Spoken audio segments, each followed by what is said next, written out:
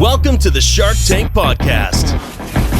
Each week, one of the best entrepreneurs from ABC's network smash hit Shark Tank teaches you how to swim with the sharks without being eaten alive.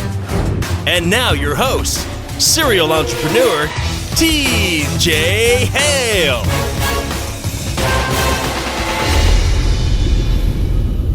Hey, what's up, Shark Treps? Welcome back to the number one business podcast for the number one business television show anywhere in existence. It's the Shark Tank Podcast. I'm TJ, I'm your host, and today my guest is Jason Hanson, aka Jason Bourne of Spy, Escape, and Evasion. Now, you saw him in season 5. He did all these cool spy escape tricks where he broke through his zip ties, he busted out of duct tape restraints. I really wish he would have waterboarded one or all of the sharks. He probably could have gotten a better equity deal if he had done that, but it's a family show. Anyway, I was just talking to my wife about how this is one of her favorite segments from the show because of all those cool tricks. And today, the cool trick is teaching you how to take your skill set and your knowledge base and turn that into a scaled, productized, 7-figure business, which is exactly what Jason has done. Now think about it. A lot of companies get on Shark Tank and they get all the exposure and they don't really take an upshot from there. I mean, they do okay, but the odds aren't, it's nothing. It's not certain. It's not set in stone that you're going to be $1 million company after that happens. So Jason talks about how he actually did it and how he focuses on always creating new products, whether that's one-on-one consulting, whether that's coaching, video tutorials, physical and informational products, whether that's his new book, Spy Secrets That Could Save Your Life, which he just released and I'll link to in the show notes, or whether that's his one-on-one intensive courses at Spy Ranch in Utah, where he teaches evasive driving, pistol and rifle techniques, and all the other cool stuff that you need to know if you're going to protect yourself or be an international CIA agent, etc., movie star, whatever. All right, it's time to rock this out. Before we go, I want to make sure I mention we're also going to talk about why Daymond John has been a great partner for Jason, why he sings his praises, and why a CIA agent uses a flip phone. Jason, were you really a CIA agent? I am a former CIA officer, and if I had to tell you any more, I'd have to kill you, so. Tell him more. This is Jason Hanson from Spy, Escape, and Evasion, partners with Daymond John. Jason, welcome to the show. What's up? How are you? I'm doing fantastic. How are you? I'm good. This interview's been a long time coming. I know I scheduled earlier, and I totally screwed that up, so I'm glad you didn't put me in a chokehold and take me out. But for people who don't remember your segment or can't remember exactly what happened, you came in, you did a demonstration on all these cool ways you could escape being captured or kidnapped, and then you ended up doing a deal with Daymond and getting an update about this really cool spy training school that you built out in Utah. So I kind of want to lay the groundwork for everyone and then talk to you about how do we all get here? What happened? What's your background? How did you learn how to do what you do? And when did you decide to become an entrepreneur? Let's start at the beginning. Sure. So born and raised in the Washington, D.C. area. And like many kids who are graduating from college, I needed a job. And so being in the D.C. area, every government agency in the world is there. So I sent out about a bunch of resumes and applied. And my first job was with a local police department because they were the only one who called me back in time when I needed that job. But very shortly after I joined the police department, I got offers from the Secret Service and the CIA. And I figured the agency would be a heck of a lot more entertaining. So I joined in 2003. I left in 2010. And it was a wonderful place to work. They treat you very, very well. But I did have that entrepreneurial bug, and I did not want to work 30 years and get a pension. I wanted to go do my own thing. So it was just a natural fit from going from what I was doing to leaving the agency and doing the spy secrets that I'm now teaching to people to keep them safer. So you said 2003 to 2007, was that right? To 2010. 2010, sorry. As far as being in the Secret Service, so I know there's stuff you probably can't talk about. The CIA. Sorry, CIA. A little bit difference there. What made you decide to leave? Like, when is the timing right? Are there, if you're in the military, you re-up, right? And you have your tours. Can you just leave anytime you want? Or is one of those things that you have to wait for the moment to be right and they have to release you from your service? Kind of help me understand how that works. Sure. So that's kind of a funny story in itself. So I'd worked there for almost 7 years and I was ready to leave, or actually 6 years at the time. And so I printed out my resignation letter, took it into my supervisor, and I said, listen, I love this job. You're great. Things are great. But I want to go do different things in life. And he kind of looked at it and he said, no. We're so short-staffed right now. You can't leave. Come with me. And so I'm walking with him and he's taking me up to a head guy at the agency. I'll just leave it at that. And this head guy didn't know me from Adam, but he says, hey, this is Jason Hanson. Here's what he's done, or here's what he does. We're very short staffed. And so this guy was like, listen, you can't leave now. He said, what about if you just work part-time and give us, 20 to 30 hours a week? And I had no idea you could work for the agency part-time. And obviously, going from a great or a nice income to nothing was scary. So I said, oh, sure, absolutely. So I worked part-time for the agency for almost a year. And then they were trying to bring me back on board full-time. And I said, no, I really got to leave for good this time. So finally in 2010 is when I left for good. Was it Leon Panetta? Sniff if it was Leon Panetta. No, it was not. I believe it was Porter Goss was the director when I left. So how secretive? So I've only got one person in my family who's secretive level military. He doesn't really talk about what he does. He just comes out here and hangs out at Luke for a couple days at a time. But how secretive was what you were doing? I mean, did you have like the Jason Bourne fake IDs and deposit box with passports and cash in 10 different currencies? That's what I'm picturing. No, I did not have that. As much as I'd like to, admit that sexiness always happens.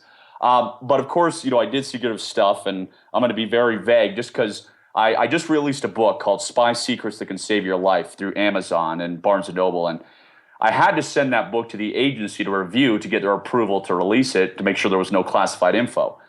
And so some stuff which you don't think is classified and you're like, that's no big deal. They X it out, they black it out and make it redacted and you realize it's classified. So yes, there was some stuff which I can't talk about, which is secret. And I'm just going to leave it at that because obviously I don't want to get in trouble with the agency. Right. And you talk about how they needed you so bad. Now, I don't know exactly what you did, and I don't know what you can and can't say. And obviously people should go check out your book if they're curious about it. But it's hard for me to believe that the agency was short staffed. Like, isn't it, they're the US government. Like if they need good people, they can go out and find them, right? Like, should I have moved to DC? I've got guys here who I know who want to work for the FBI. They want to work for the police department, and they're having a tough time finding positions. Was the agency involved in budget cuts, or were they just having a good time keeping people like you in the field? What's the story there? Well, since obviously September 11th, the agency has been so busy, so slammed, has taken on new jobs and people are just spread thin kind of thing. So at the time, just like many other offices, they were spread thin because they were added so many more duties. And, to get a person on board, it took me 12 months to get my top secret security clearance. And so it's just a very long pipeline to get somebody through that, to send them to the training, to do all they need to do. So they hate to lose people because it may be, 2 or 3 years before they can, take someone from zero to where they need to be. And speaking of where they need to be, so this is something I'm super curious about. Obviously, the fact that your name is Jason and you worked there when the Jason Bourne series came out, how much mileage did you get out of that when those movies started dropping? I wish I could say like I was at bars picking up women left and right, but that is the one downside is you're not going to a bar being like, hey, baby, I work for the CIA.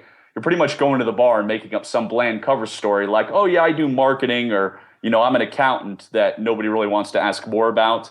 So it didn't get me much mileage out of that. And I was single at the time. Oh, wow. No, I think I would have used movie references because I do that anyway. I would just be like, hey, what's up? He goes, what do you do? You're like, I know the license plate of every car in the parking lot. I know the best place to find a gun is in the glove compartment of that truck right there. And like just kind of drop hints that you're dangerous. And see, now I'm married, so it does me no good. I can't use these on, going out and impressing any of the women or anything. No, I would do it to my wife just because of how obnoxious she would think that is. I just keep letting that roll. So here's the deal. I think when people like me see you on TV and you're doing these cool tricks, cutting your, I don't know what they call the restraints that you can cut with your shoelaces, like the little zip ties. And you didn't really do a fighting segment on Shark Tank. Did they cut it out? Like, did you take Lori in a judo hold and flip her over and they just didn't air it because they thought it was sexist, or did they leave that totally out of the segment? I didn't do that. I didn't chokehold Lori or any of them, but I was in there for 55 minutes. And of course they boiled it down to 10, but they did go over some self-defense things with the tactical pen and other items. And they just cut that out for one reason or another. Yeah, because like when you watch Jason Bourne, especially the first one when he's fighting the guy in Paris and he's using like random items like ballpoint pens and magazines to tear this guy up, I think there's a part of me, and maybe a lot of people who watch it and goes, all right, is Jason Bourne naturally talented, or is this really what CIA guys are capable of? Like if I met Jason in an alley and said something insulting to him, would I end up with a ballpoint, like 50 ballpoint pen stabs all over my body? Or how embellished is this? Because most of the things in the movie, I'm like, I guess they could teach you that, except for the one. I don't think the CIA can teach you how to go up to a European bus stop and find like the train arriving right at the moment you need and then jump over 3 tracks. That's impossible because I can't read those maps. Yeah, that's right. They got to sell tickets. They got to put butts in seats to make it exciting. But the agency people, we're well trained. You know, I was fortunate enough to do evasive driving, the firearms, hand-to-hand self-defense, knife defense. So I was very blessed to get a wide array of training. What was the entrepreneurial bug? Like, was the whole time you were there, were you just thinking about ideas like a lot of us do, or you're at your job and you're like, man, I could do this and I have this idea and this could be a business and this is how I can make it as an entrepreneur? Or did something happen that kind of was an aha moment for you? Well, my father was an entrepreneur and still is. And so that's kind of in my DNA. And I probably really, you hear those stories about some people are like, at 7 years old, I was doing the lemonade stand, but right. I didn't really get bit hard by the bug until probably in college, but I had no idea what I wanted to do. And so obviously I needed a job. I wanted excitement in my life. I wanted to do something which I thought was important. So that's why I joined the agency. And then I still had the bug, but I wish I could say that, the day I joined the agency, it clicked that I was going to go off and do this spy company. But it still took me a very long time to figure out, what I wanted to do when I left. What I love about your story is that you took something you were already very good at and you productized that. Mark Cuban talks about following your effort and not your passion, because sometimes your passion is totally profitless.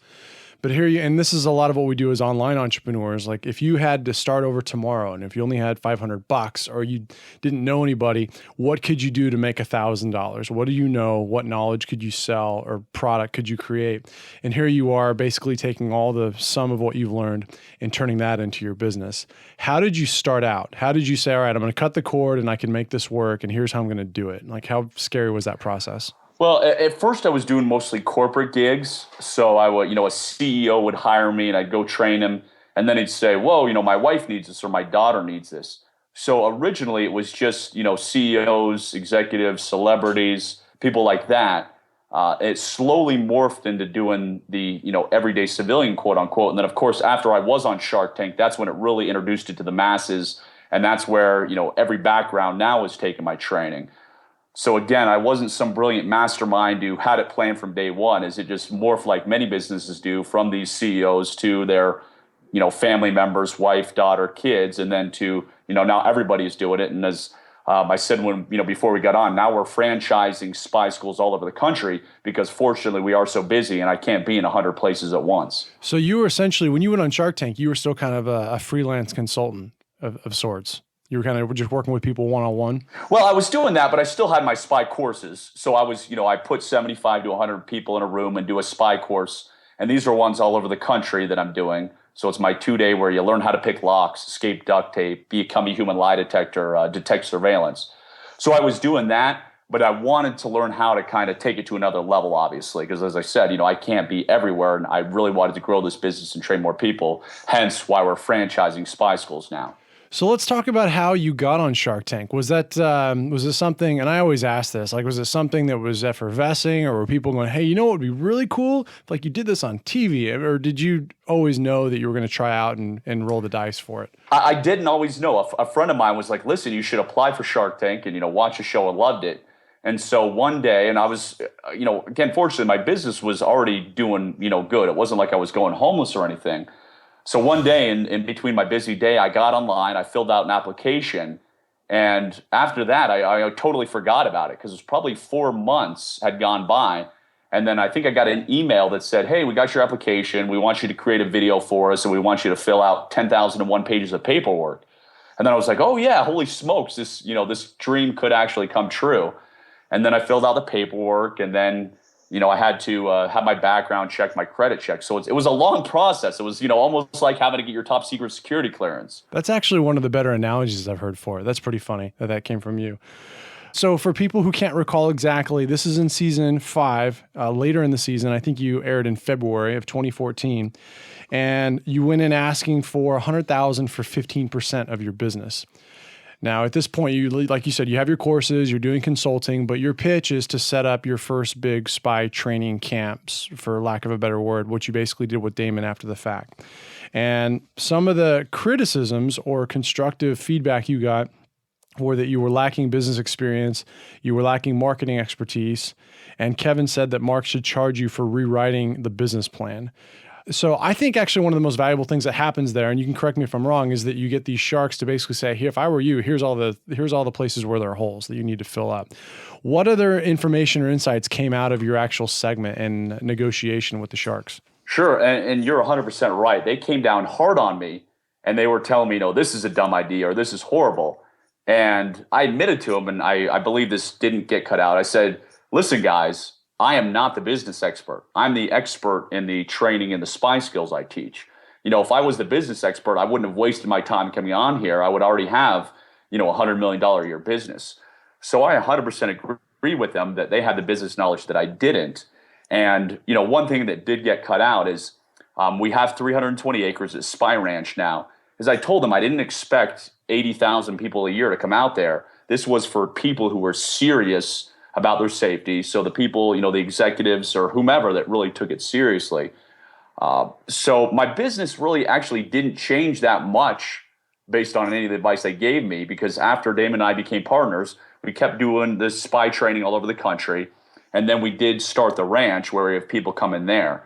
So, fortunately, it was the publicity, it was Daymond John's connections. He helped me get this book deal and other things that just elevated it to another level from the foundation I already had.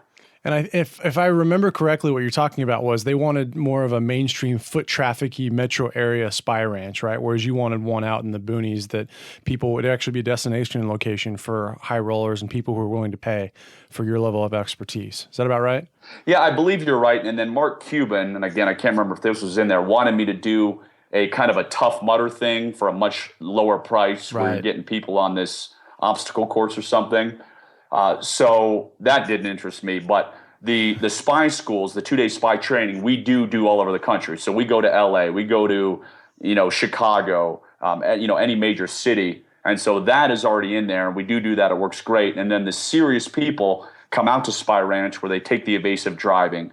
They take the, combat tracking or the pistol or the rifle courses. So are you still teaching those courses, or is that all kind of running on its own now? How inserted are you in that process? How automated is it? No, I'm still teaching them. I mean, I love the teaching part. So I still go out. I've actually Thursday and Friday, I have a evasive driving course that I'm teaching for the entire 2 days. So I do have guys that do a lot of the training for me, but I try and teach as much as I can because that's what excites me. So when you have your franchisee model rolled out in 2016, is it going to be more of the original classes that you were teaching regionally and you're going to stick with Spy Ranch, or how is that going to change your business model? Yep, you're 100% right. So I'm going to stick with Spy Ranch, doing the evasive driving and all the pistol and rifle and more advanced training.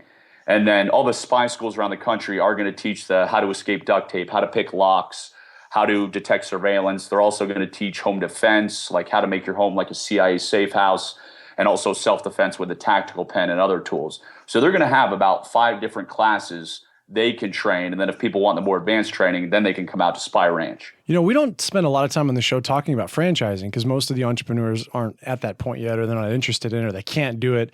But let's do that. You don't have to go over your specific numbers, but I think this is great because you've got something where you were teaching regionally yourself. And now you've kind of upgraded your level of expertise at that higher cost point, and you can replicate yourself at a lower level and still funnel people into your master course or the Spy Ranch experience. So kind of talk about the evolution and the pricing, and like if someone's in a position where they feel like they offer expertise in the same way that you do and can follow the model, just kind of give them some insight on how that works. Sure. Yeah. So as you said, I quickly realized I can't be in 100 cities at once, and we are so busy getting requests that, we decided obviously a franchise makes sense. So I'm very fortunate to have a franchise partner who's an expert in that, and he is kind of running that and taking care of all the documents and all the franchise law.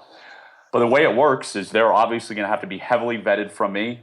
Clearly, it's my reputation, and not everybody is going to be able to make it as a franchisee, but they're going to come out to Utah at Spy Ranch. I'm going to train them for several days on everything. They're going to be able to go back to their location and be able to teach the multiple courses, the multiple spy courses we have. Right now, it is $50,000 for the franchise, but because we just signed a reality show deal with a company who's going to pitch a reality show and other things, January 1st, it is going to $100,000. And then the courses, the model is it's going to be a bunch of 4-hour courses for $299 each. And if people train just 10 people a week, so let's say every Saturday you had 10 students, after all expenses, you can net $120,000 a year, which is very, very good. Including the franchise fees? Well, no, that's after the franchise fees paid off. So, but yeah, the monthly franchise fees, correct. So all expenses, it's not bad. You'll net 120 a year. And then of course, we're going to have all the national marketing. We're going to have the website to funnel all the customers for you. So kind of my job is I'm still going to be teaching at Spy Ranch, but I'm fortunate enough to go on TV shows all the time, which of course is going to, flood the airwaves like it does and get a lot of students for whatever the local franchise is. I'm picturing myself in one of these franchisee like master instructor courses, and I'm picturing like an elimination style American Ninja Warrior, where at the end I have to waterboard and extricate information from a fake terrorist. Like, how intense is it really? Is that realistic at all? It's not going to be that intense. So no, you're not going to get waterboarded. You're not going to get tortured and any of that. But you have to be able to teach the stuff I do. You're obviously going to have to be able to pick the locks and escape from duct tape. Plus, you've got to be a nice person who can teach in front of a class. If you're a jerk or if you're boring as can be, no one's going to want to sit and listen to you for 4 hours. So they've got to have excellent customer service skills in addition to being able to do all the spy training that I do. Break the wrist, walk away. You think people make fun of me because I go home with Starla at night? Forget about it. I would wear those pants for sure.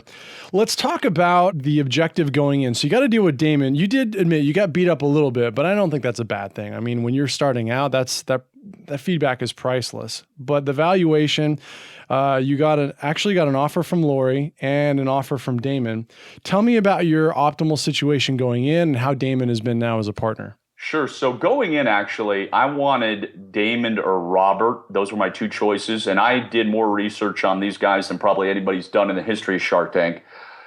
And I figured they would be my best choices. I went with Daymond because I know he's a brand building guy. I know that he understands marketing very well on the type of marketing that I like to do, which is direct marketing.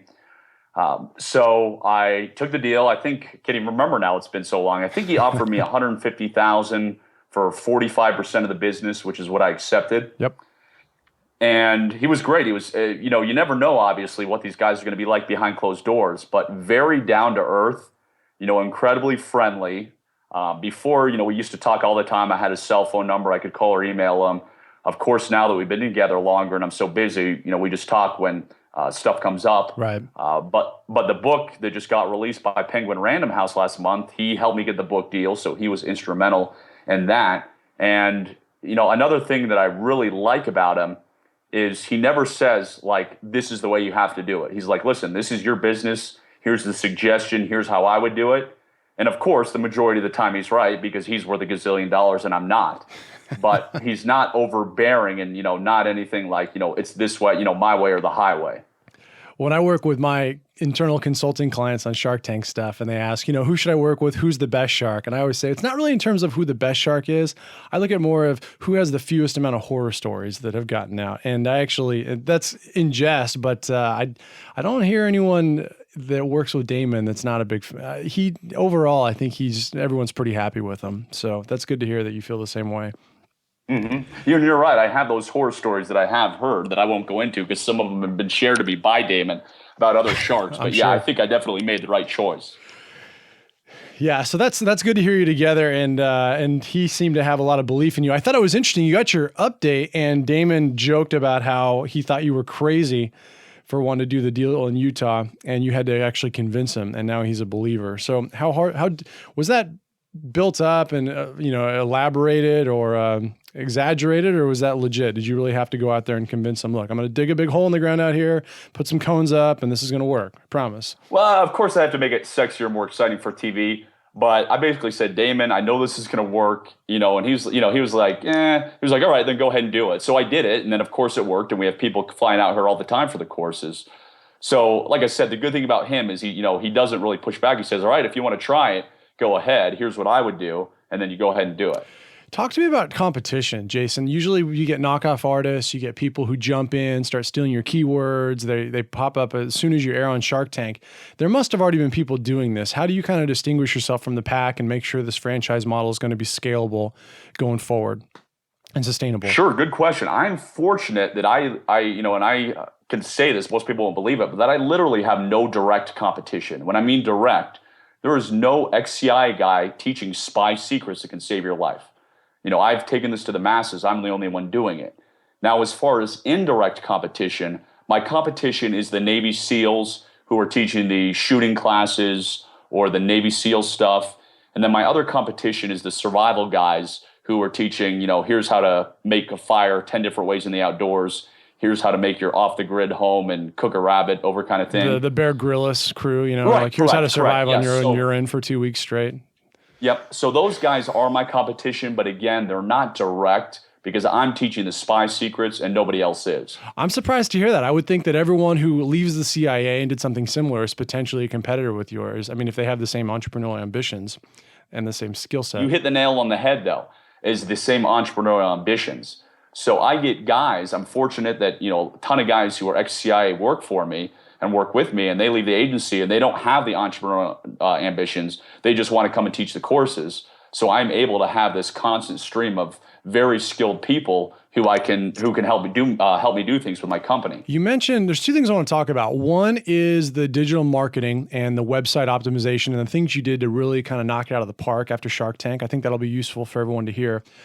But remind me if I forget what that was, because I have another question I want to ask. When you mentioned being married and getting married while you were in the CIA, I'm picturing this true life scenario where you actually have to tell your wife that you're a computer salesman and at some point, fess up and get caught and be like, oh, honey, we need to talk about something. Like not how secretive was your job, but how awkward is it in the stage of, honey, there are some things I just can't tell you about my job, which I do as a podcaster, by the way, just to tick her off, but you actually did it for real. Sure. So I was actually lucky. I didn't get married to my wife until after I left the agency. Oh, no kidding. Okay. Yeah. So I was single, and as anybody will tell you, it is a single man's game. Probably 80% of the guys I knew were divorced who are doing the super cool stuff. So it is a tough life if you want to have a family and raise kids.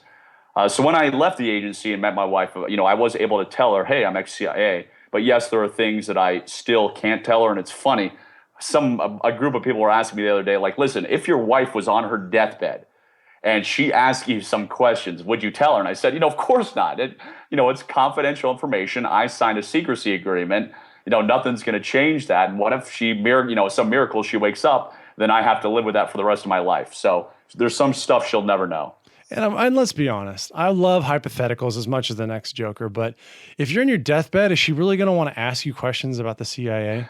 Probably not. You married the wrong person. If that's the case. Hey, before you die, there's something I just need to tell you about my job.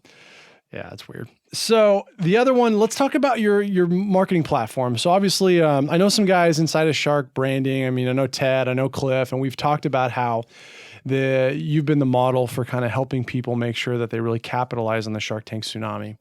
And so let's talk about, the changes to your website and your strategy and some of the things that really helped you make as much money as possible when you had the traffic spike of the tsunami. Sure. So I am no internet marketing expert by far, but luckily I've been surrounded by the ones who are the best in the business. So basically I'm fortunate that I have a bunch of different products. So we have physical products, we have a spy store, we have our live training classes, and we have online video courses. So probably the most important thing we did is we had a very good squeeze page when Shark Tank aired that captured their email addresses. And then we had an immediate offer where they could get an online video of the online Spy Escape Innovation training. And it kind of takes you through the funnel that you have to have where, you have a $27 product, you have a $97 product, you have a $297 product, then you can sell the $997 product. But you've got to have that funnel of many different products because if you only have one product, you don't have a business. And I remember one of my mentors telling me that. So we were able to capture, thousands of email addresses, send them down this funnel, which is why I'm fortunate that we're making so much money and doing so well today. Yeah, I think, and talk to me about your initial, how seasoned you were in the digital marketing world. Because when I tell people about this for the first time, about how to build funnels and do tripwires and the squeeze pages, their eyes light up. And it's one of those things where like, I didn't learn this in school. For something like Shark Tank, or if anytime they get a traffic spike, if they're on Yahoo, if they go on Oprah, or that terminal event happens for them that kind of changes the game a little bit. Is this something you were familiar with at all, or did they kind of give you the MBA of digital marketing from start to finish once you got involved with Daymond's team? I was familiar with this. I knew how it worked, but I didn't know how to implement it and all the little tweaks. So I knew the stuff, as I just mentioned. Listen, you got to start with a 27, then go 9. I knew all that, but I didn't know, as you said, the little tweaks about tripwires and the video sales letters and all that stuff, which makes it so critical. So that's kind of where I learned all of it. I would suggest people listening, if you want to check it out, and this is something I tell all the time, you used to call competitors in the old days and let them pitch you. Well, nowadays you should get on email lists of people who do a good job. So do you have a subscription URL, or should they just go to your homepage, Jason, to get on your list? If they just go to spyescape.com, they will learn a ton about internet marketing, because you'll see my pop-up, you'll see my banner ads on the right, you'll see my sales copy, which is among the best in the business. So just go to that website and it'll teach them a ton. Yeah, so get on the email list and watch what he sends you and how you get categorized and the things that are working for. And the baseline is people come to your site, they have to be converted into customers and converted into subscribers and then converted to buyers. And there's a process for that. And Jason does it as well as anyone. So go to the site, check it out, and buy his book while you're there. Shoot, why not, right? Oh yeah, absolutely. I mean, it's funny you just mentioned that, because I'm probably on a dozen plus email lists doing the exact same thing. So, what are the offers he's sending out? Hey, did he just give a great headline or a great email? So yeah, if anybody's an entrepreneur, they should be on dozens of email lists following what the bright people are doing. One of the things I really liked the first time I got an email from you is you were quoting or citing haters on your list, someone who responded to you and said some really terrible things about something you wrote, and then you just thrashed them thoroughly, which I love. As a business owner, like, you have to show a little spine, tell people why you're different, and don't sugarcoat it when one of your readers is an idiot, which I've done before, but not really publicly. I didn't publicly shame someone like that. So I actually thought that was pretty funny. That was probably over a year ago now. But I guess if you're in the CIA, you got to have pretty strong opinions, because you know stuff that a lot of people don't. So why not? Well, I think a critical thing that I luckily learned early on is you've got to have a thick skin, and you cannot care what other people think as long as you're doing the right thing. So I know I am teaching information which has saved people's lives, and it's literally saved people's lives on more than one occasion, and will continue to. So if some knucklehead on the internet sends me something negative, I could care less. So I get, the more successful you become, the more haters you become. I mean, look at Donald Trump and anybody who's famous and all the backlash they get. But that is one of the reasons, or one of the, fortunate things about becoming well-known in your industry, and me in my own little niche. So yeah, I could care less about all the haters, because I know I'm doing the right stuff. Oh, I love it. Speaking of the right stuff, before we close out, talk to my audience about maybe some of the mistakes you made either on Shark Tank or just in terms of being a business owner, starting out and kind of learning everything for the first time as an entrepreneur. Is there anything you'd go back and do differently, or any major mistakes that you made that you can kind of warn someone else that the bridge is out? Talk to us about maybe your mulligan moments. What would you do differently as an entrepreneur? We fail so much as entrepreneurs. We're failing all the time. But I just plow through them and learn from them. I'd say one is organization. All entrepreneurs are terribly organized. I still am today, but just forcing yourself to get more systems and processes in the business early on, and not waiting until that dike is about to explode, which I did so many times. And then you're scrambling like a madman trying to put in those systems and processes. And then the other thing is you've got to find business people who are smarter than you. So I was fortunate, even before Daymond, to have many mentors who were already multimillionaires, did great stuff. So find those people to look over your contracts. You need lawyers for that, but lawyers are still only lawyers. You need business people who know how to negotiate well and do that stuff. So probably my number one advice is still, you got to belong to masterminds. You got to find people who are smarter than you. And that's been one of the key things in growing my business. Excellent. And speaking of organization, any tools, hacks, or app that you use that you couldn't live without, you couldn't run your business without?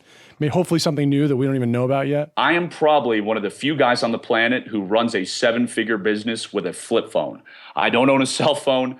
I don't have any magic stuff. Basically, I have Infusionsoft. I don't know how to use it. So when I say find people smarter to hand that stuff to, is I find all these technologies that do well, and then I hand them off to other people, because I don't want to waste my time on them, because my highest value is creating the next ideas, finding out what people want, which will keep them safer. So I'm a product and idea man, and that's the only thing I should be doing. I love that you were in the CIA and use a flip phone. That's kind of like the doctors that I know that will not participate in chemo if they get sick. They're like, they know better. I would say if you knew how many identities were stolen and how many apps were actually malware, you would not carry around a smartphone. I guarantee it. I can't help it, man. It's kind of like, Bluebell and the Listeria outbreak. I'm like, I don't care. I'll risk it. I love Bluebell. Oh, I know. I know I'm not going to change anybody's mind, but it is so easy to extract your information and steal your identity. But again, I know nobody's going to listen to me on that one. Yeah, it's not uphill battle. We know better, but we don't do better, unfortunately. This is awesome. This is really great. One more question about mulligans. Is there anything on Shark Tank in the process that happened that surprised you or that you weren't expecting, or all the preparation you did? Is there anything you kind of just wish you'd known about beforehand for people that are trying to get on the show? I don't. And the only reason I don't is because I really did more research. So I read every single book the sharks that have ever written. I watched every single Shark Tank episode. I wrote notes of every question every shark liked to ask, so I knew what they were likely to ask me. And then I practiced my pitch over 1,000 times. So there was a lot of lead up. I had 30, 60 days, whatever the real time frame was, till I knew I was pitching. So at least 25 times a day, I was doing my pitch in front of the mirror, walking around the house. My wife used to laugh at me because I'd walk through the house doing the pitch and she'd chime in because she had it memorized. So just do research like nobody's business, and you'll come off, you shouldn't have a problem. All right, everyone, this is Jason Hanson from Spy, Escape, and Evasion, partners with Daymond John. Make sure to go to his website, check out the new book, and if you really are brave and you want to get the full experience, you can check out the Spy Ranch. Is it spysafety.com, or is it, which website should they visit? So spysafety.com is our spy course, but if they go to spyescape.com, that's our main webpage where they can see all the products we offer, they can see the book, and they can also learn on the marketing, the type of marketing we're doing. For those of you that are selling your expertise and marketing that as your business, I think Jason's someone you should definitely be looking at as a mentor. Go on, get on his mailing list, check out the content that he puts out, and I know you won't be sorry that you did. If you don't, he could hurt you really bad. So make sure you take care of that. Jason, thank you for coming on the show. We're excited to hear some great things in the future. Thank you. My pleasure. Thank you for jumping in to the Shark Tank podcast. Please subscribe to the show on iTunes and head over to sharktankpodcast.net to get the show notes from each episode and join the free Shark Tank Insiders list. You can also find us on Instagram and Facebook at Shark Tank Podcast and on Twitter at Shark Tank PD. But I'm a big fan of money. I like it. I use it. I have a little. I keep it in a jar on top of my refrigerator. I'd like to put more in that jar. That's where you come in.